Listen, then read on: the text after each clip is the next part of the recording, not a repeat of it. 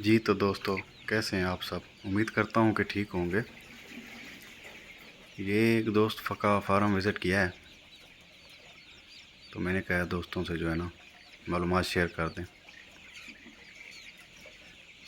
10,000 चूज़ा डाला है इन्होंने सिल्वर गोल्डन, और ये इनको 30 रुपये में मिला है। इन्होंने 9,000 जो है ना वो पट्ठी ली है, मतलब 9,000 मादा है इसमें और 1,000 नर है इसमें। एक होता है गोल्डन मिस्री, ये है सिल्वर गोल्डन, इसलिए इसका रेट जो है ना वो भी थोड़ा सा ज़्यादा होता है और इसकी ग्रोथ जो है उससे ज़रा अच्छी होती है। ये इन लोगों ने इसलिए लिया है कि इसको मुर्गी बनाकर वो सेल करेंगे।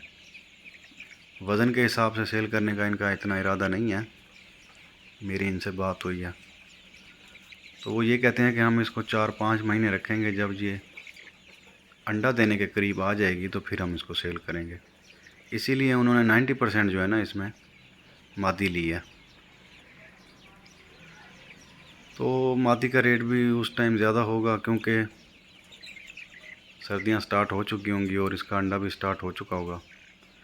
दूसरा और इरादा उनका ये था कि अगर ये सेल ना भी हुई तो इसको पूरी सर्दियों में जो है ना इसका अंडा जो है वो सेल करेंगे, तो उससे प्रॉफिट हासिल करेंगे। वो डिटेल तो काफ़ी लंबी है कि ये अंडा कितना देगी और मतलब कितना खाएगी, कितना बचाएगी। अभी ये है कि बस ये एक जो है ना तकरीबन 30 रुपये में आया है। 1 मंथ इसकी एज है। काम अच्छा है ये भी। वैसे कुछ लोग जो हैं वो गोश्त के हिसाब से सेल कर देते हैं, उसमें नर ज़्यादा होता है, मादा थोड़ी होती है। लेकिन इसमें मादा ज़्यादा है क्योंकि इन्होंने ली ही जो है ना अंडे वाले पर्पज़ के लिए है। फीड जो है वही अभी इनकी ब्रायलर वाली चल रही है। 4 महीने तक जो है ना वो इसको ब्रायलर वाली फीड ही खिलाएंगे। उसके बाद जो है ना फिर जब अंडा लेना होगा तो उस टाइम 13 नंबर फीड जो लेयर को डाली जाती है वो देंगे।